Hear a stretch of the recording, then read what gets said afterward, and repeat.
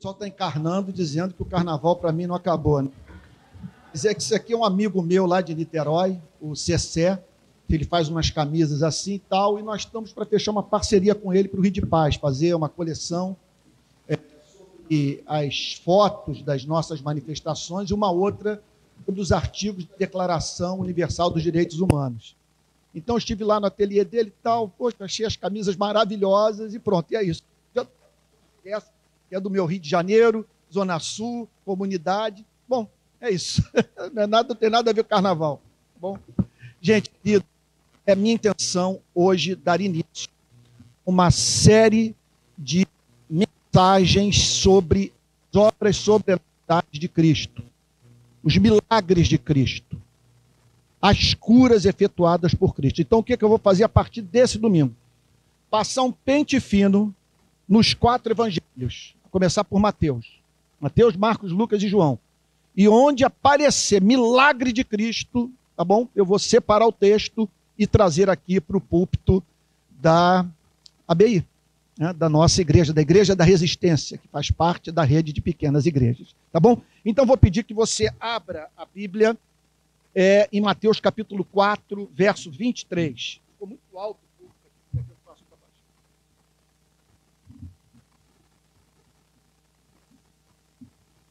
Okay? Ah, tá. O Pedro está me lembrando aqui das crianças. Por favor, podem se dirigir, os seus pais podem levá-las para as classes de escola dominical. Temos um departamento infantil que progressivamente vai se tornar mais próximo do que nós sonhamos, oferecendo o melhor ensino para os nossos filhos. Então vamos lá, Mateus, capítulo 4, verso 23. Todo mundo achou? É a primeira alusão no Novo Testamento a milagre operado por Cristo. Então tudo começa aqui. Isso aqui é uma introdução ao tema, as obras sobrenaturais de Jesus. Então diz assim o texto: Jesus percorria toda a Galileia, ensinando nas sinagogas, pregando o evangelho do reino e curando todo tipo de doenças e enfermidades entre o povo. E a sua fama correu por toda a Síria. Trouxeram-lhe então todos os doentes acometidos de várias enfermidades e tormentos, endemoniados, epiléticos e paralíticos, e ele os curou. E da Galileia, de Decápolis, de Jerusalém, da Judeia e do outro lado do Jordão, numerosas multidões seguiam. Os irmãos podem ficar sentados.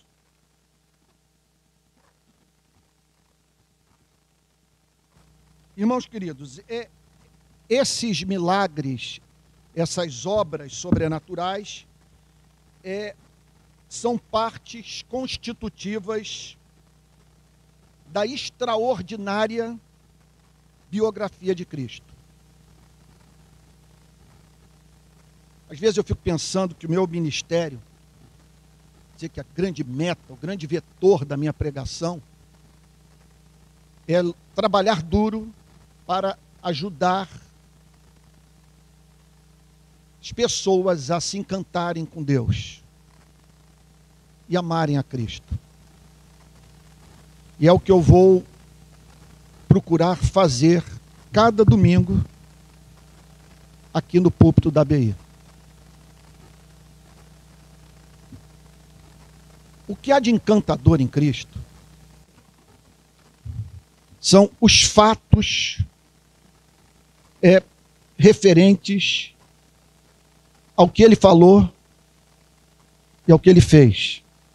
Então vamos pensar em algo como o Sermão da Montanha. As bem-aventuranças. Como ler aquilo e não se apaixonar pelo seu autor? Eu pergunto a vocês. Só de ler as bem-aventuranças eu já quero saber quem proferiu essas palavras. De onde surgiu algo tão lindo, tão emancipador do espírito humano, tão simétrico? Aí eu olho para a cena das bodas de Caná da Galileia. Ele virando-se para os noivos e dizendo: a festa não vai acabar. E introduz 600 litros de vinho da melhor qualidade, que podia deixar todo mundo doidão. Sejamos francos. Porque esse Deus assim lida conosco. Ele inventa orgasmo, inventa paladar, sabe, prazeres estéticos. É impressionante. Agora, a responsabilidade é nossa, de não transformar essas coisas em divindades. Mas ele tem prazer em ver a gente feliz. Então você olha para o enterro do filho único da viúva. E a Bíblia dizendo que ele estava comovido. Você vê uma descrição daquela.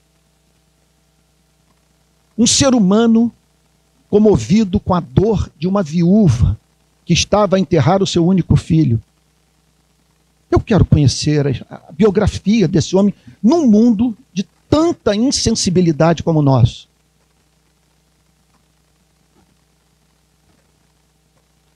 Agora, o que há de mais encantador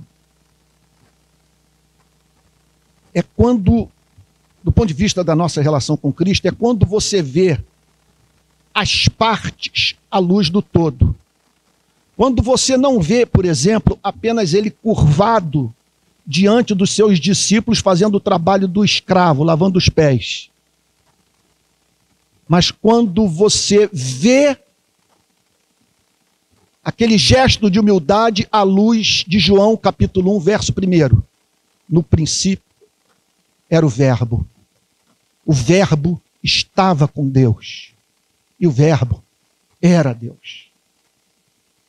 Então, o que encanta em Cristo, o que o torna estonteante, objeto de espanto, de perplexidade, de louvor, de poesia, é Cristo em ação, mas à luz do todo que o Novo Testamento fala sobre ele.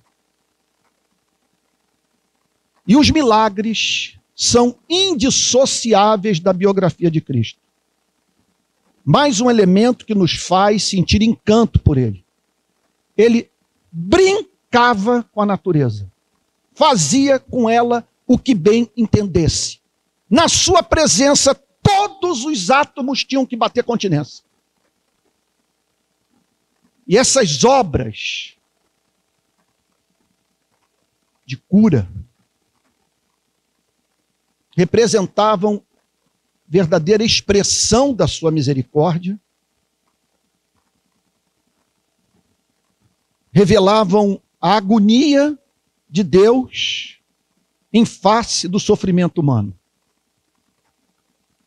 Quando ele cura, ele está emitindo uma nota para o cosmos, que Deus não tolera o sofrimento dos seres sensíveis que ele criou à sua imagem e semelhança. Esses milagres, sem a mínima dúvida, são sinais da sua messianidade, da sua filiação eterna. É o Pai botando seu selo sobre sua pregação. Ele fazia uma declaração teológica e o paralítico saía andando como sinal de que o Pai dizia amém para as verdades proferidas por Cristo. E esta passagem, portanto, conforme acabei de dizer, nos introduz ao tema das obras sobrenaturais de Cristo. E o que esse texto ensina? 4 verdades. Vamos a elas? A primeira: seu ministério de cura era indissociável do seu ministério de pregação. Trata-se de uma verdade que setores do protestantismo, do movimento evangélico brasileiro, precisam aprender, em razão da ênfase desproporcional no ministério de cura de Cristo, em detrimento do seu ministério de pregação, de ensino, de proclamação da verdade. Então, no Novo Testamento, as obras de cura são indissociáveis do ministério de pregação. São 2 expressões extraordinárias, comoventes, da misericórdia de Cristo pelos seres humanos. Por isso que o verso 23 diz assim: Jesus percorria toda a Galileia. Aliás, eu li um comentário ontem à noite sobre essa declaração, que o autor diz mais ou menos assim: ministério não é chamado para vagabundo. Ele percorria. Ele não foi encontrado cravado no púlpito de uma igreja, pregando dentro das chamadas 4 paredes de uma instituição religiosa. Ele é visto com o pé literalmente na rua. Ele percorria toda... Então, esse ministério do gabinete para o púlpito, do púlpito para o gabinete, eu confesso a vocês, se tornou um laço na minha vida. Eu não me arrependo dos anos em que me dediquei de uma forma quase que exclusiva à pregação. Mas eu sinto que quando Deus me tirou do púlpito e me jogou nas ruas do Rio de Janeiro, vocês me permitem dizer, puxa vida, que coisa horrível ter que falar isso. Mas acredito que meu ministério se tornou mais próximo do ministério de Cristo. Então o texto declara que ele percorria toda a Galileia, ensinando nas sinagogas, pregando o evangelho do reino e curando todo tipo de doenças e enfermidades entre o povo. Observe que num verso só, essas diferentes expressões do amor de Deus estão reveladas. Ele ensinava, o que significa que havia método, pensamento linear, havia sistematização do que ele pregava, de modo que as pessoas podiam ter uma ideia do sistema, ter acesso, portanto, ao todo do seu pensamento a partir da apresentação de pressupostos básicos, de modo que esses pressupostos fossem levados até as suas conclusões lógicas. Esse é o sentido do verbo ensinar no grego. Agora, ele pregava. Pregar já é diferente. Pregar comunica o conceito de um embaixador, de um enviado de alguém que representa uma autoridade pública e que chama esse arauto para falar no seu nome com autoridade. E o texto diz que ele pregava o evangelho do reino. Ele pregava as boas novas referentes ao governo universal de Deus. De um Deus que chamava rebeldes para se tornarem cidadãos do seu reino. Irmãos, eu não tenho como, ao olhar daqui do púlpito, para esses bancos que recebem gente tão especial para mim, sem sentir compaixão. Como também quando eu olho para as cadeiras vazias que ainda restam e que serão ocupadas em breve, eu penso naqueles que estão do lado de fora e que não conhecem o Evangelho.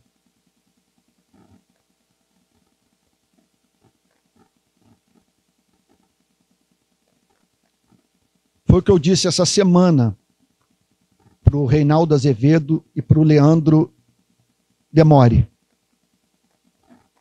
Um erro imperdoável do marxismo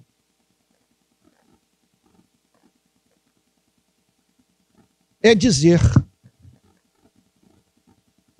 que quando vier a revolução do proletariado, quando a luta de classes chegar ao fim, todos, aliás, esse sonho é lindo, todos os seres humanos fazendo aquilo que gostam de fazer. Marx dizia o seguinte: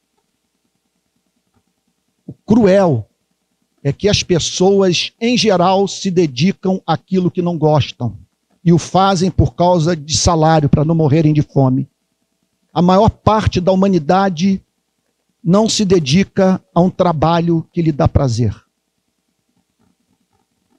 Nesse ponto, o marxismo é profético. Mas quando ele diz que quando chegar esse dia as pessoas prescindirão do cristianismo, eu chamo essa declaração de devaneio. Como se a revolução do proletariado, a sociedade sem classes, acabasse com a morte. Com a possibilidade de você enterrar um filho, de você se despedir de pai e mãe, e fosse suficiente para consolar o seu coração face ao fato de que daqui a pouco você vai se separar de tudo e de todos que ama. Por isso Jesus pregava o evangelho. Porque nem só de pão viverá o homem, mas de toda palavra que procede da boca de Deus. E erra a igreja que abre mão da pregação para se dedicar ao ativismo social, exclusivamente.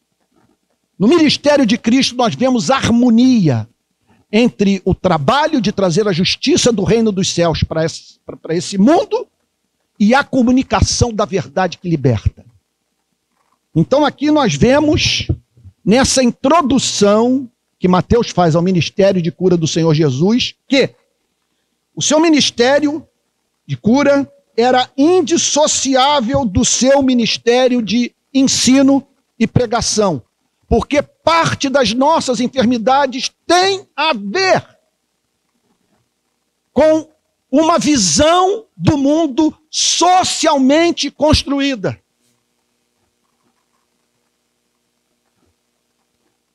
Nos tornamos escravos da mentira. Então, parte do ministério de Cristo consistiu em desconstruir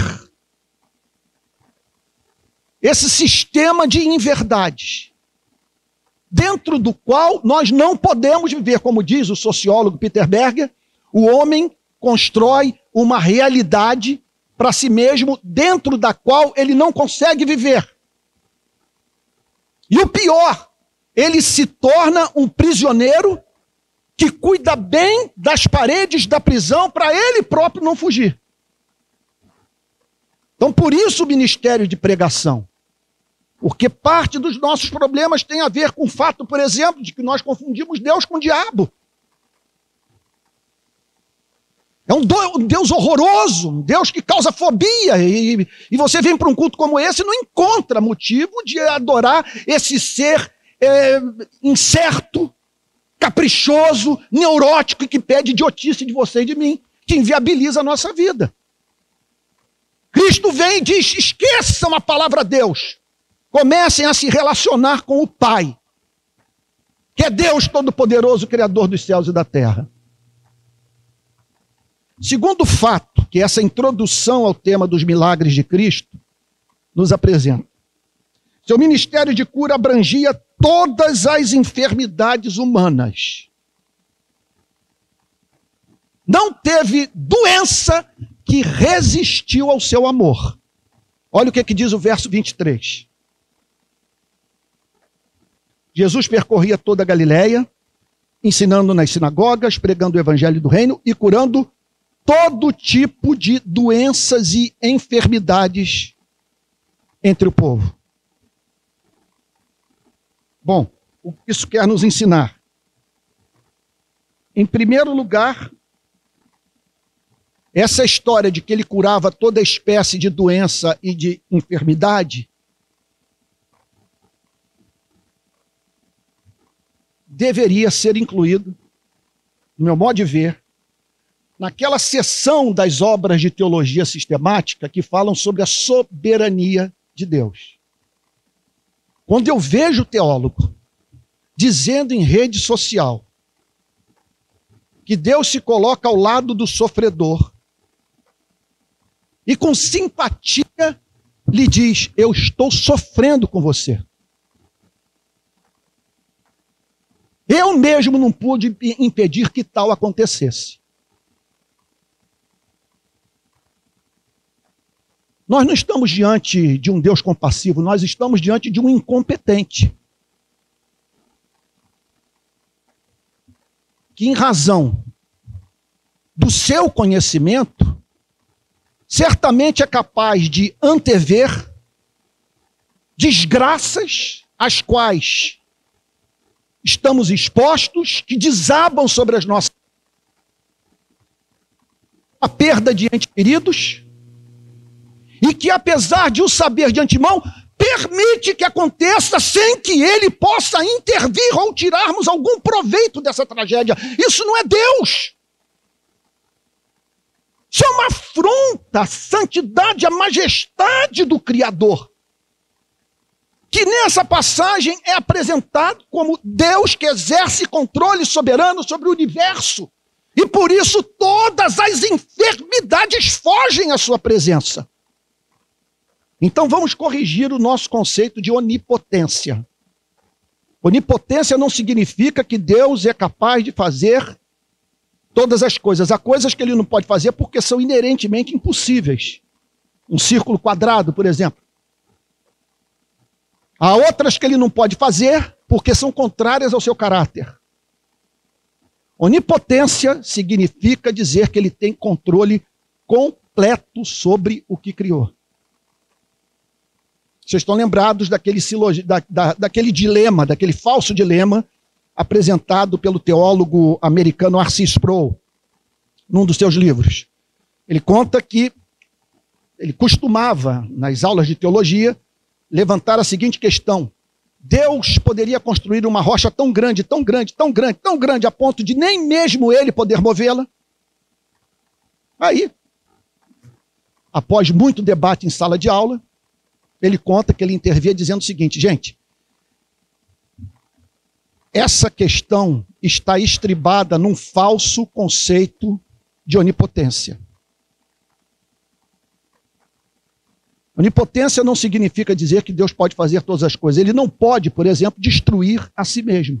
Ele não pode construir essa rocha, porque senão ele criaria algo capaz de escapar ao seu controle soberano. E nem ele pode fazer isso.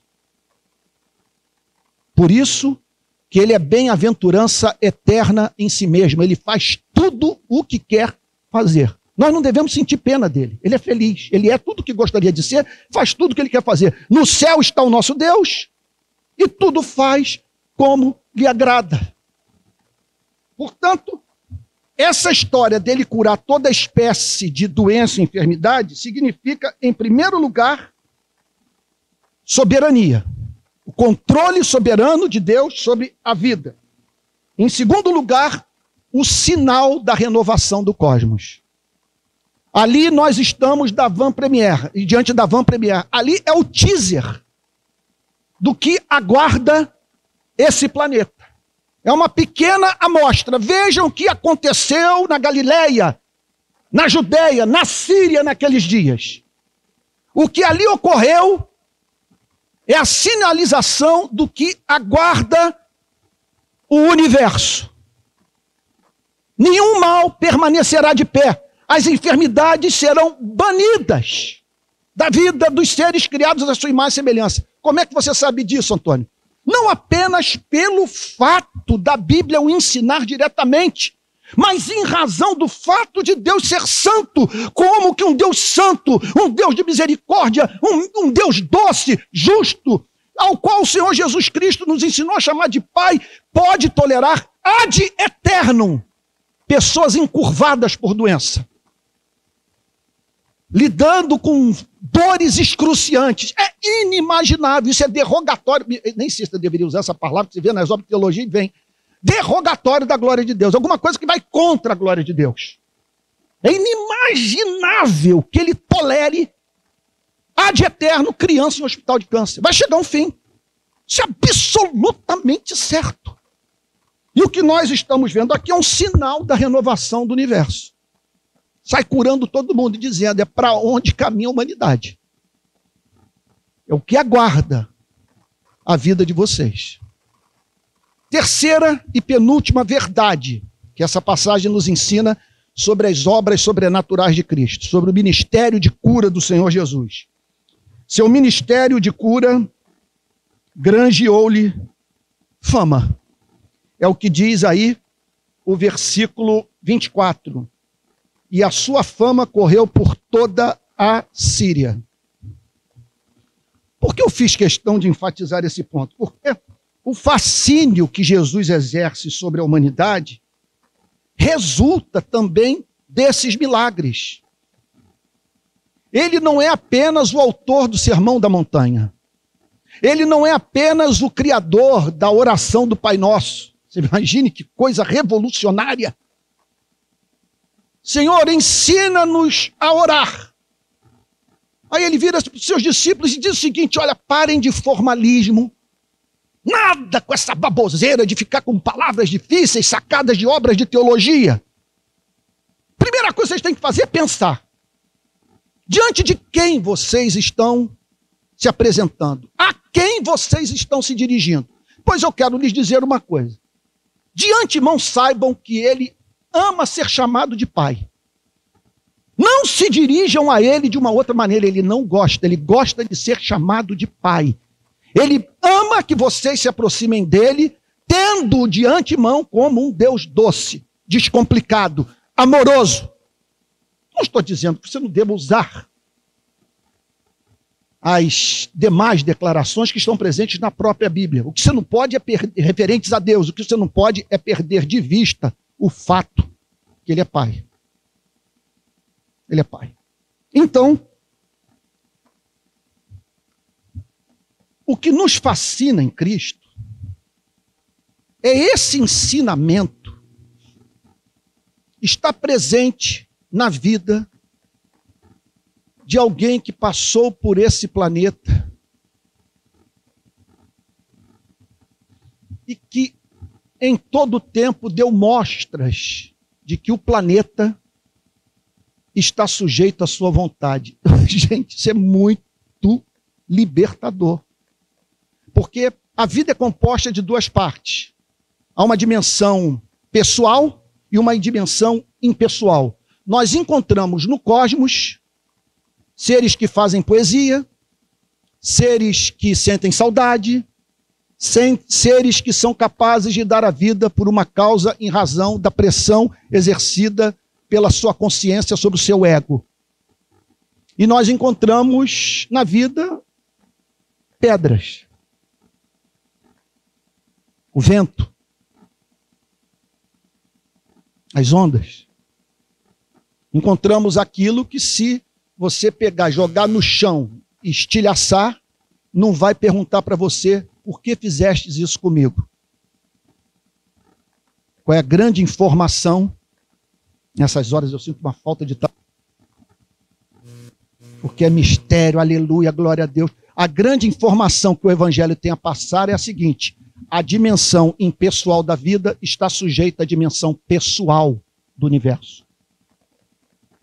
As ondas e o vento tiveram que se sujeitar à palavra de Jesus. E nenhuma doença resistiu a esse amor amalgamado ao seu poder.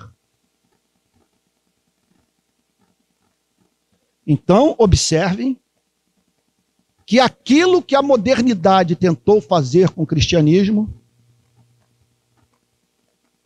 com a anuência dos pastores, está me vindo uma expressão aqui na cabeça que a Adriane falou: você não pode usar essa expressão novamente. Estava até na presença da Priscila, que eu usei uma expressão dura. Não vou usar não, está vindo a tentação. Fala, mas não vou falar. Porque veio toda essa pressão de o que caracteriza a modernidade.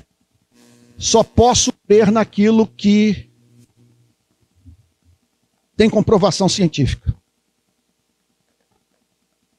Os pastores olharam uns para os outros, especialmente na Europa, e disseram o seguinte: olha, se nós não adaptarmos a nossa mensagem à cultura, nós deixaremos de ser ouvidos. A cultura é cientificista, é racionalista, e a Bíblia está repleta de violências a essa visão do mundo, ou essa visão de mundo. Como podemos esperar que um templo em Londres receberá pessoas enquanto o pastor do púlpito continua a insistir que Jesus Cristo andou literalmente sobre as águas? Então o que eles fizeram? Vamos tirar todo o mito da biografia de Cristo. Todo esse elemento sobrenatural que o torna impossível de ser digerido pela modernidade. Mataram o cristianismo. As igrejas viraram pubs, em tantas outras, mero local de recital, então, jazz, música clássica, mas não há pregação.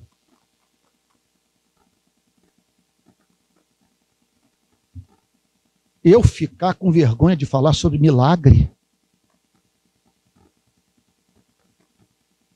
Meu Deus, eu piso sobre o fantástico, o espantoso. Olhe para o sistema solar. Como explicar esse balé em torno do Sol? Tudo uma questão de pressuposição. Se eu parto da pressuposição que há um Criador infinito, pessoal, o meu sistema me permite crer na possibilidade de milagres ocorrerem. Agora, se tudo é devido a uma energia impessoal, se estamos entregues ao acaso, aí sim, não vamos falar sobre uma intervenção sobrenatural nas leis da natureza, capazes, portanto, de levar a cabo os propósitos do Criador. Mas na nossa visão de mundo, nós temos que estar abertos para tudo. Porque simplesmente o cristianismo declara que a porta que o Criador fecha, ninguém abre, a porta que o Criador abre, ninguém fecha. E que não há nada demasiadamente maravilhoso para Deus. Então, o ministério de cura do Senhor Jesus fez com que ele se tornasse conhecido. Então, o fascínio que ele exerce sobre a humanidade resulta também desses milagres tão repulsivos para a modernidade. E repito, que não podem ser dissociados da sua biografia. Ele não é apenas o Cristo que alimentou os famintos. Ele é o Cristo que multiplicou pães. E se nós queremos uma visão simétrica, neotestamentária, evangélica de Cristo, nós temos que ficar com o Cristo dessa ética de tirar o fôlego e com o Cristo que expulsou os demônios do endemoniado de Gadara e que permitiu que ele fosse encontrado no minuto seguinte, bem vestido e no pleno uso das suas faculdades mentais, em paz consigo mesmo. Por fim, último ponto. O ministério de cura de Cristo cobria todas as áreas da vida humana. O verso 24 declara que, olha só, sua fama correu por toda a Síria, passou do território de Israel, foi para o norte da Galileia. Trouxeram-lhe então, em razão dessa fama, dos feitos de Cristo, das obras realizadas por Cristo na vida das pessoas, a notícia se espalhou. E você não precisa de dinheiro para fazer com que a notícia se espalhe. Basta o testemunho de alguém que pôde dizer para um amigo: eu era cego e agora vejo, para que essa coisa se espalhe como fogo em capim seco. E foi o que aconteceu naqueles dias, sem internet, sem televisão, sem rádio, sem imprensa, sem nada. Só o chamado boca a boca, de alguém que teve uma experiência com esse amor arrebatador, que passou a viver melhor a partir do encontro com Cristo, que saiu pelo mundo revelando o amor de Deus na vida de Cristo. Então o texto diz assim: trouxeram-lhe então todos os doentes. Todos os doentes. coisa impressionante. Deixa eu aqui abrir um parênteses. A pergunta mais difícil que o Reinaldo Azevedo fez a semana para mim foi a referente ao sofrimento. Como conciliar a existência de Deus com o sofrimento humano? E me ocorreu, depois da entrevista, que eu poderia ter falado algo profundamente presente nas Sagradas Escrituras. Que nós não temos acesso a todas as informações. Que nós não chegamos ao fim da história. Nesse momento nós estamos com José no fundo do poço, dizendo para ele o seguinte: olha, não sei o que está rolando. Aquele seu sonho, Deus não pôde bancar. Olha o que essa história sua com Deus resultou. Você está aqui no fundo desse poço. E essa pessoa que ali no fundo do poço passasse as mãos sobre os ombros de José e dissesse: eu entendo o que você está sentindo. Quero lhe dizer que Deus conhece a sua dor.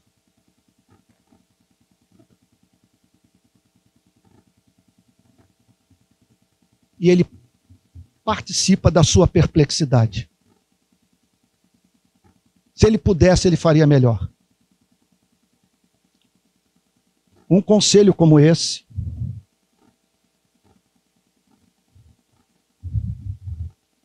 apresentaria uma espécie de teologia incompatível com a declaração que José fez no final da vida dele. Não foram vocês que me trouxeram para o Egito, mas sim o Senhor. De fato, vocês tentaram me quebrar. Vocês fizeram mal contra mim, mas Deus o transformou em bem.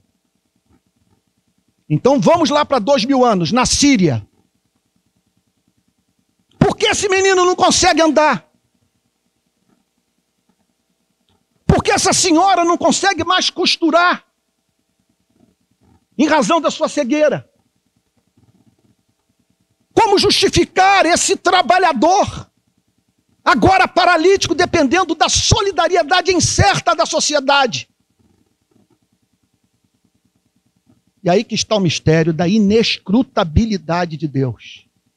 Que todas aquelas pessoas foram levadas um dia a agradecer pelo seu histórico de cura, porque foi a sua dor que fez com que elas conhecessem a Jesus. Por isso que, como diz Martin Lloyd Jones, o objetivo da pregação é fazer o ser humano calar a boca. E se juntar ao apóstolo Paulo e dizer: ó profundidade da riqueza, tanto da sabedoria como do conhecimento de Deus. Quão inexplicáveis são os seus juízos e quão insondáveis são os seus caminhos.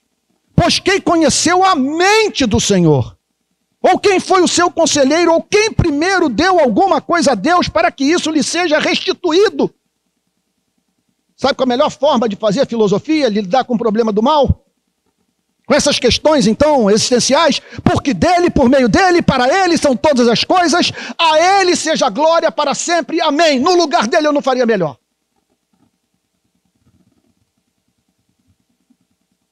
Portanto, o texto fala de doentes, acometidos de várias enfermidades e tormentos. A palavra tormento, no grego, tem um sentido de tortura. De uma pessoa que é submetida ao sofrimento imposto por alguém que visa arrancar dos seus lábios uma confissão. Então, o texto está falando que Jesus curou pessoas cuja enfermidade se lhes afigurava como uma tortura.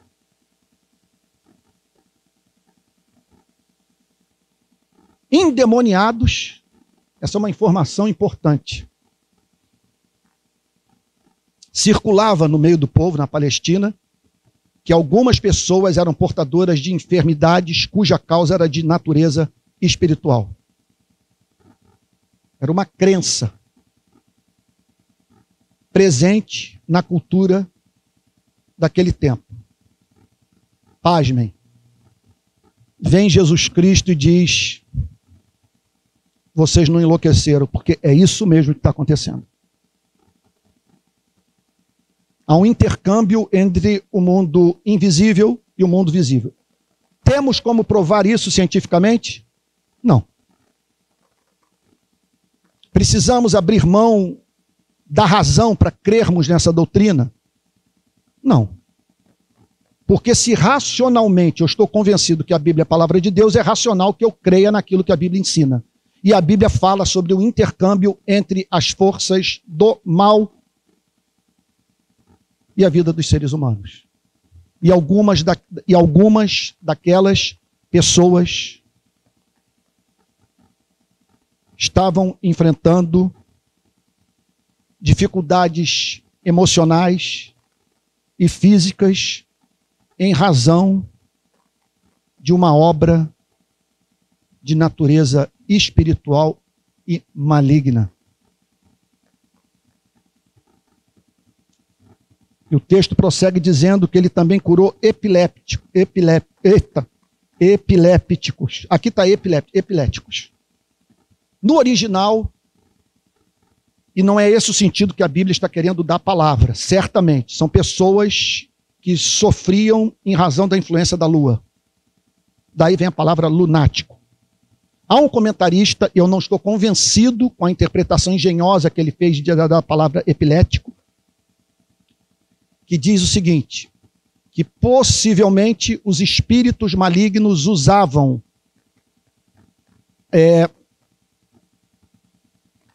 a lua e essas mudanças para jogar os seres humanos contra Deus, dizendo que Deus criou um mundo no qual os astros interferem no estado emocional dos seres humanos, levando-os até a mesma loucura, de modo que os seres humanos passassem a acreditar que Deus não é tão benevolente assim. Eu não estou certo disso. Tudo que nós sabemos é que pessoas caíam no chão e rolavam, com problemas, portanto, apresentando problemas psicológicos, de natureza fisiológica ou não,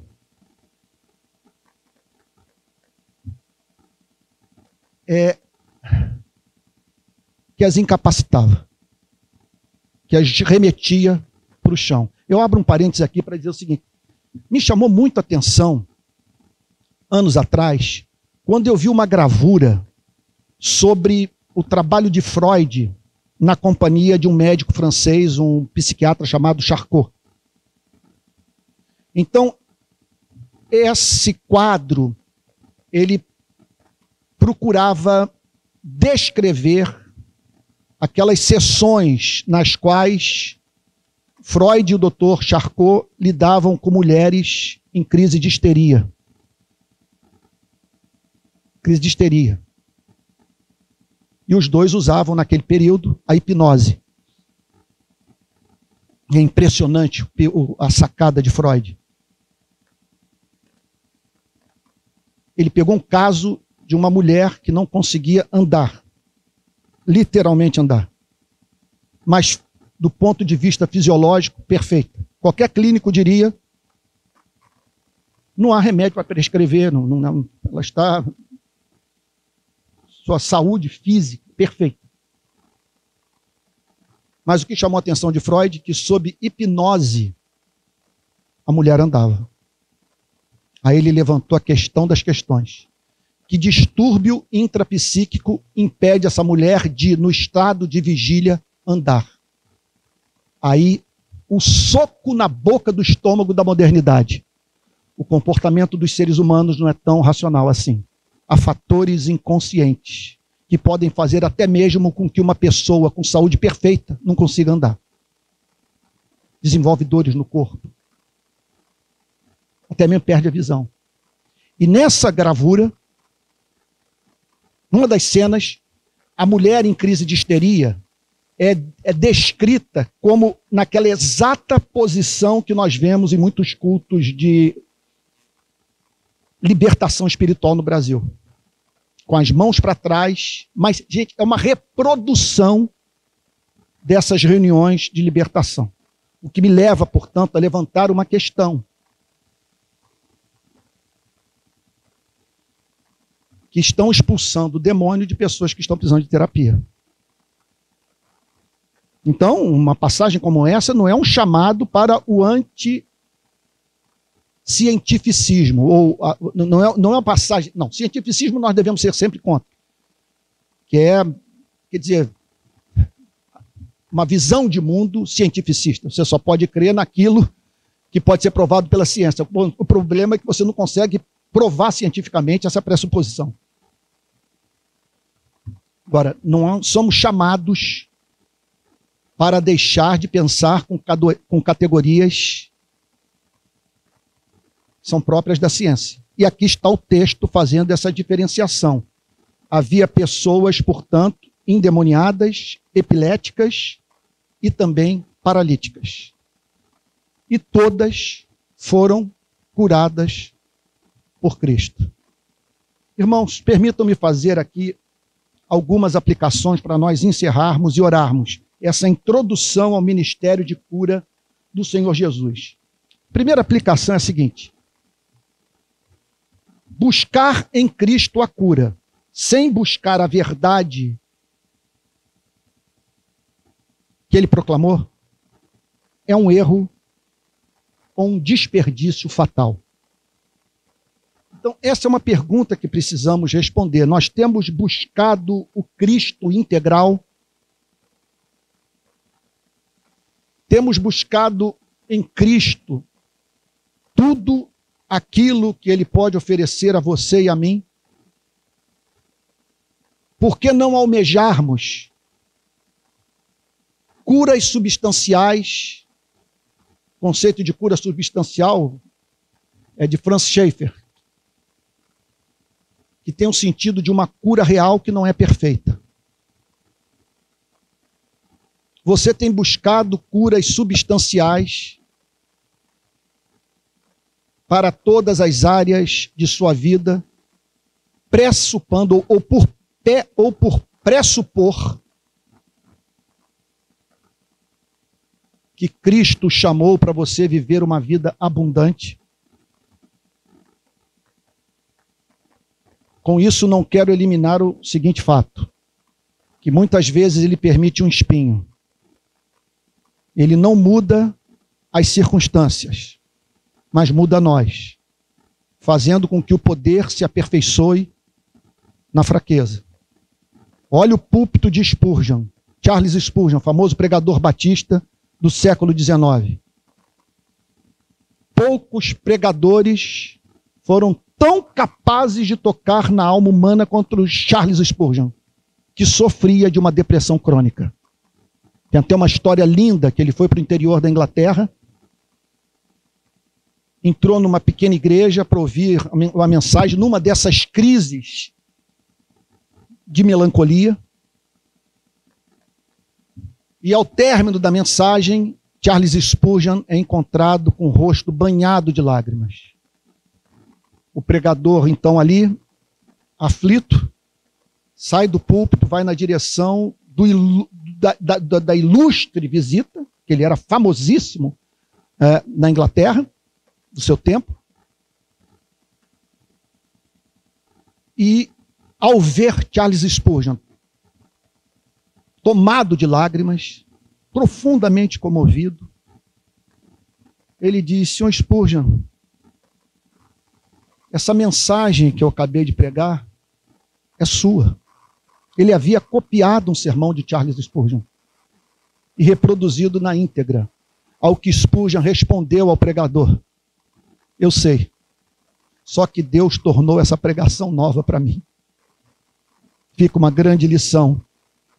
A leitura regular da Bíblia, o ato de humildemente ouvir a pregação expositiva da palavra de Deus, reordena a nossa vida mental, traz esperança, para o nosso espírito, enxuga as nossas lágrimas. Uma outra aplicação prática, eu estou às vezes enrolando a língua aqui, vocês não têm ideia da dificuldade que eu estou encontrando para pregar, eu estou de aparelho. Então, às vezes eu me enrolo aqui, a língua bate no aparelho, mas eu não tenho que tirar, que eu tenho um defeito aqui na minha arcada dentária, corrigido logo. Às vezes, esses dias, uma pessoa fez uma caricatura minha e me botou como se eu não tivesse dente no meio.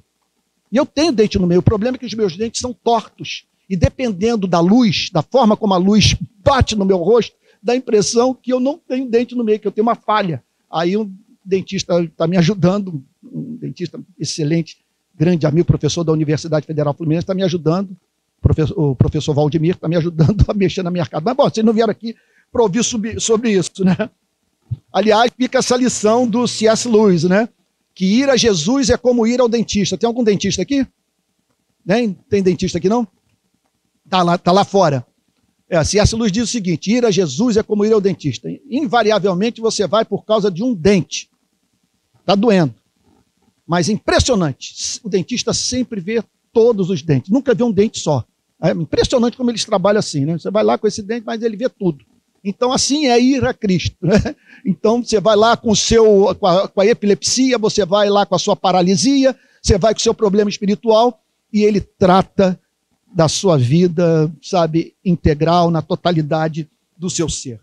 Então, você compreende pela fé que não há limite para a manifestação do poder de Cristo?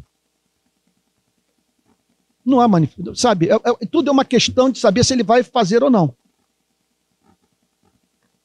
O ponto é que, à luz dessa passagem, não há doença que possa resistir ao amor de Cristo.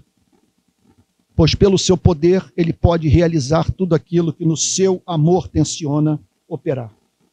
Terceira questão, terceira aplicação. Você o tem como singular, você crê no Cristo cuja vida não cabe na chamada cultura moderna. Você fica com Cristo das Sagradas Escrituras por mais escândalo que ele cause à modernidade. O seu Cristo é o Cristo que nasceu de uma virgem. Seu Cristo é o Cristo que multiplicou pães, andou por sobre as águas, que tocou na ferida do leproso e o curou.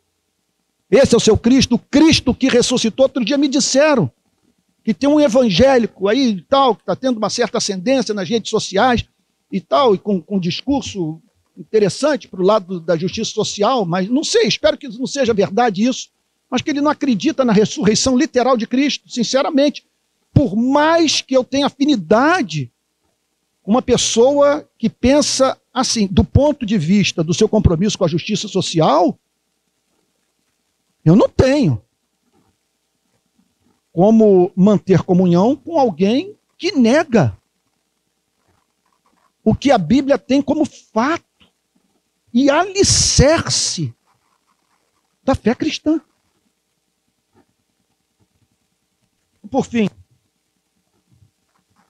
você tem provado de cura substancial para as mais diferentes áreas da sua vida?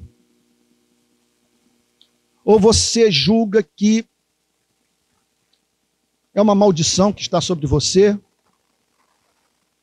que seu avô sofreu desse mal, e o seu pai idem, seus tios também sofrem da mesma enfermidade, seja ela moral, ou psicológica, ou física? Você fez um pacto com a doença? O que o impede de crer na possibilidade de, no seu caso, ser diferente?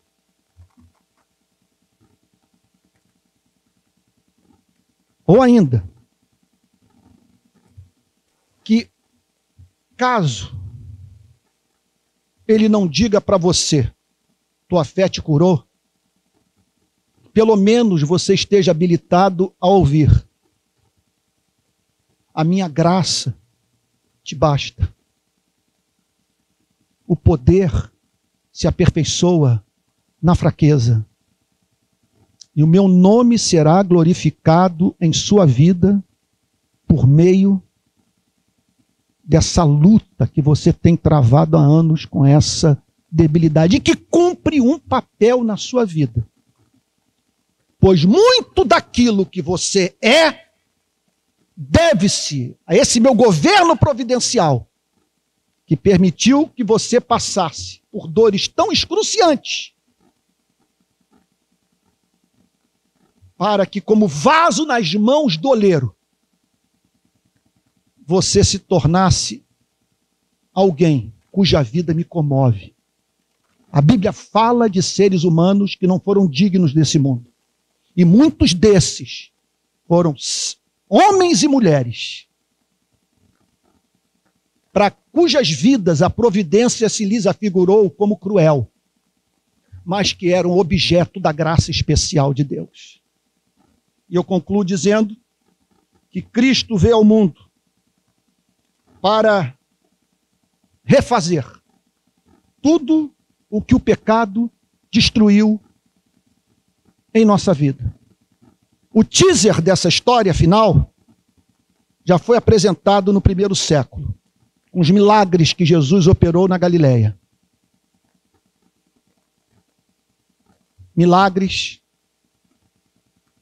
que servem para nos trazer esperança para o aqui e agora das nossas vidas, que selam no nosso coração a fé em nosso Senhor e Salvador Jesus Cristo e que nos fazem olhar para aquele dia no qual toda lágrima será enxugada. E nós tocaremos nos nossos corpos dizendo: meu Deus, tudo que foi prometido se cumpriu, o dia chegou. Passamos a viver num reino onde não há injustiça, onde não há depressão, não há melancolia, onde não há doença. Porque o caráter de Deus exigiu que assim o fosse. Vamos orar? Vou pedir que os irmãos se coloquem de pé, para que tenhamos momento de oração. Vou pedir para a irmã Rosângela nos dirigir a Deus em oração. Rosângela, você pode usar aquele microfone ali? A Rosângela é uma calvinista da Missão Integral e se juntou à nossa igreja, vindo da Igreja da Restauração.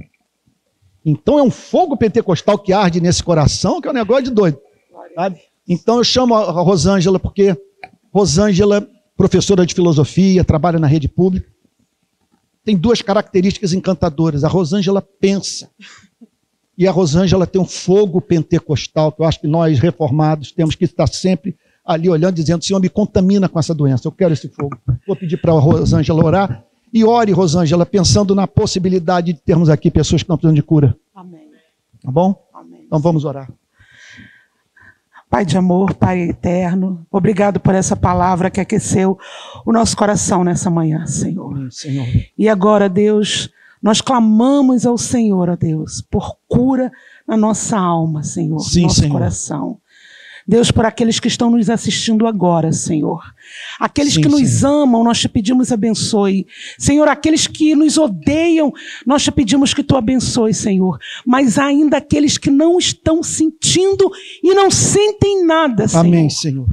Cura, Senhor Deus, as almas que estão, Senhor, sem sentido, sem Amém, sentir, Jesus. Senhor. Amém, Jesus. Aqueles que estão com sofrimento no coração nesse momento, Amém, aqueles que desacreditaram o Senhor da vida, daqueles Amém, que não Senhor. bebem mais, Senhor Deus, da tua água, Senhor, nós te pedimos agora, Senhor, Sim, meu em Deus. nome de Jesus, Sim, que meu esse Deus. Brasil agora sinta, Senhor, o poder transformador, Senhor, curador, Sim, meu Deus. Senhor Deus, que é Sim, meu servir, Deus. Senhor. Sim, meu Deus. Pai, então, em nome do Senhor Jesus, eu quero, Senhor, te pedir, Senhor Deus, que, como o Senhor fez com aquela multidão, Senhor, que estava Sim, meu enferma, Deus. abatida, Senhor, olha Sim, para meu esses Deus. nesse momento, Sim, Senhor. meu Deus. Senhor, em nome de Jesus, vivifica almas nesta hora. Amém, Restaura Jesus. corações.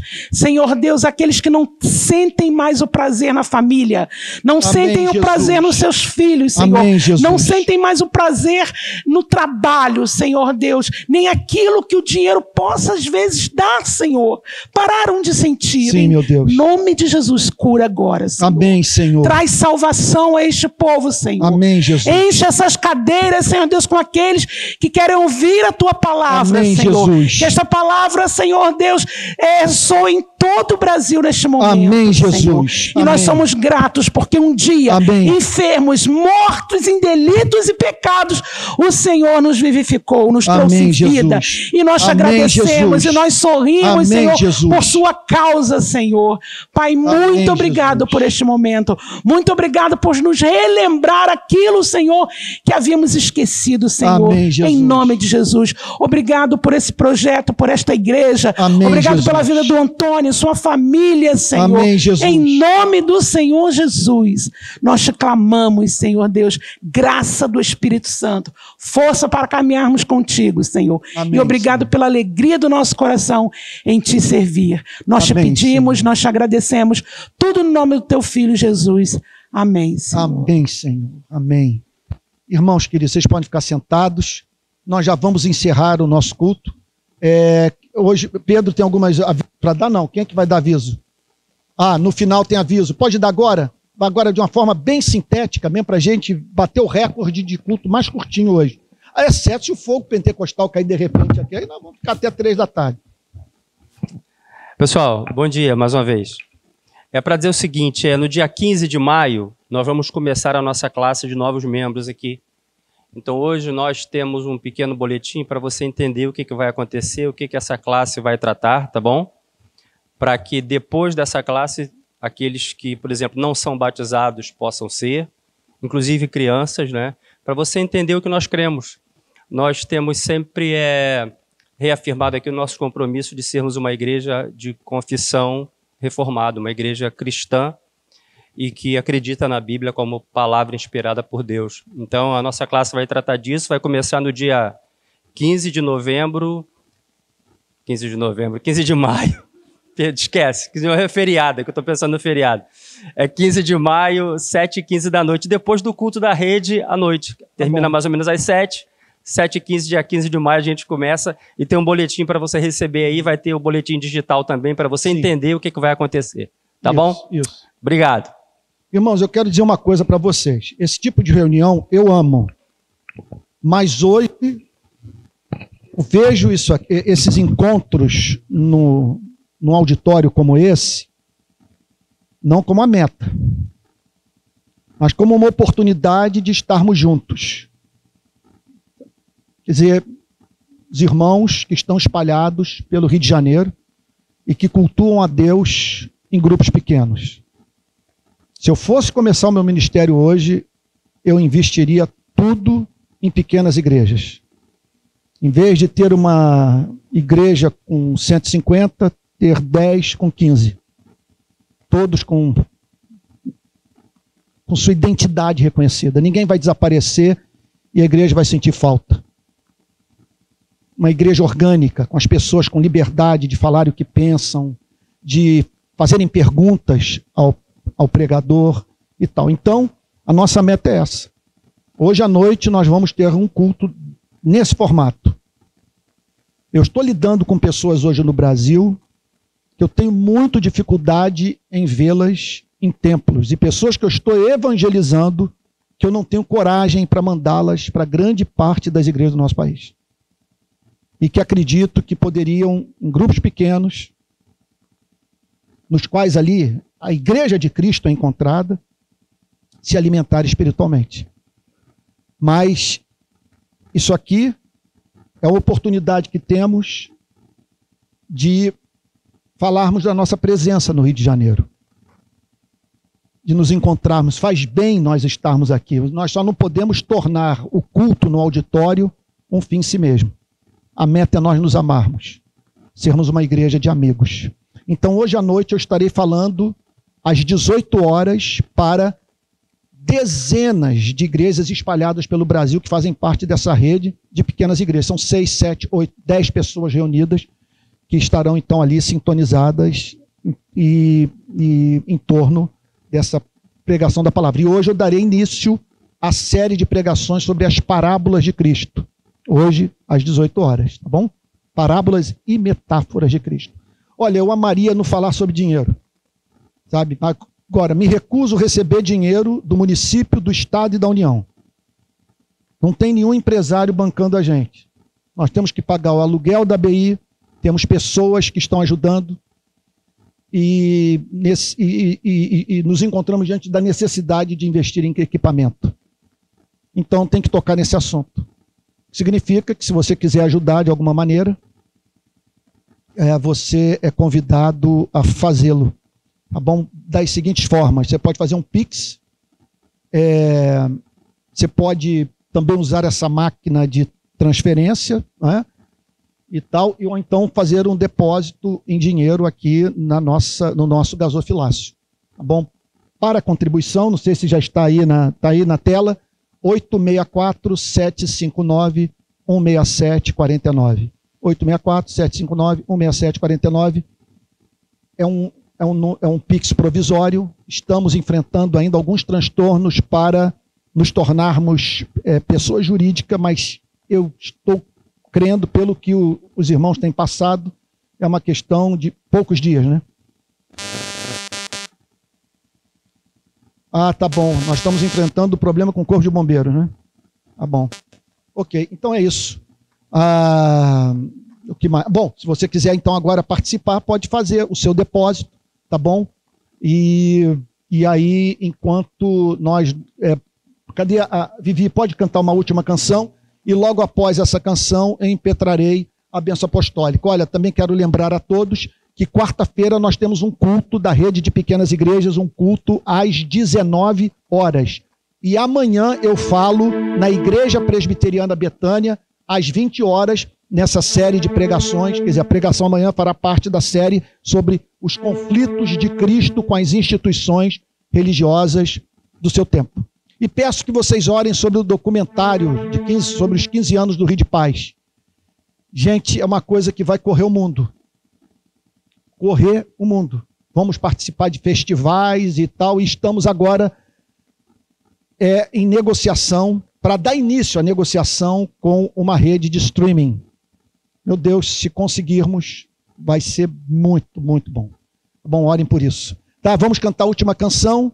E logo após eu impetrarei, vou pedir para o Pedro fazer uma oração final, meu filho, e eu impetrarei a bênção apostólica, encerrando esse momento de adoração. Senhor amado, nós queremos agradecer, Senhor, pela forma bondosa, terna e compassiva com a qual o Senhor nos trata, desde a nossa infância, Senhor. Amém, Senhor. Um amor desde antes da fundação do mundo. Obrigado por toda a tua longanimidade, pela Amém, tua Senhor. paciência conosco. Amém, Como Senhor. o Senhor demonstrou com os discípulos por 3 anos, até eles se transformarem em quem eles deveriam ser. Amém, Senhor. Obrigado porque o Senhor nos trata como Pai, carregando pela mão seu filho pequeno até a maturidade, Senhor. Amém, Senhor. Nós te Amém. agradecemos pela palavra hoje pregada. Amém, Senhor. Te agradecemos porque é uma palavra Amém, Senhor. carregada de majestade, Senhor, e de humildade. Amém, Jesus. Como disse Jonathan Edwards, é uma majestosa humildade, uma humilde majestade, Senhor. Amém, Esse é o seu Senhor. caráter.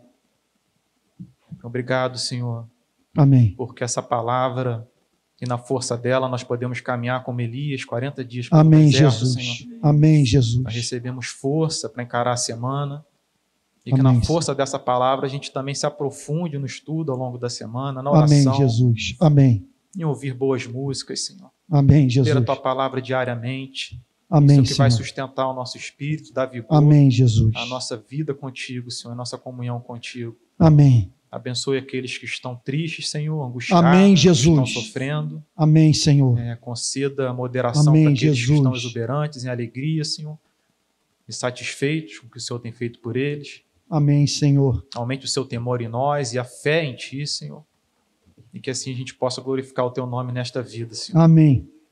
Em nome de Jesus, pedimos perdão pelos nossos muitos pecados, sabendo que o perdão é um perdão eterno, Senhor.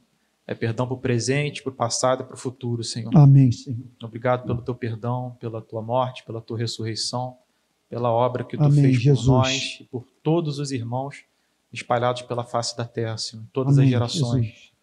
Obrigado por isso, Senhor. Nós louvamos o Teu nome, nós te amamos e esperamos que o Senhor esteja conosco, Senhor. Fique conosco. O Amém, endemoniado Senhor. de Gadara pediu, Senhor, para que o Senhor ficasse com ele. O Senhor não permitiu. mas o Senhor estava com ele em espírito, Senhor. O Senhor nunca o deixou. Amém, E Senhor. assim como não deixou, também não nos deixará. Amém, Senhor. Assim oramos, em nome de Jesus. Amém. Amém.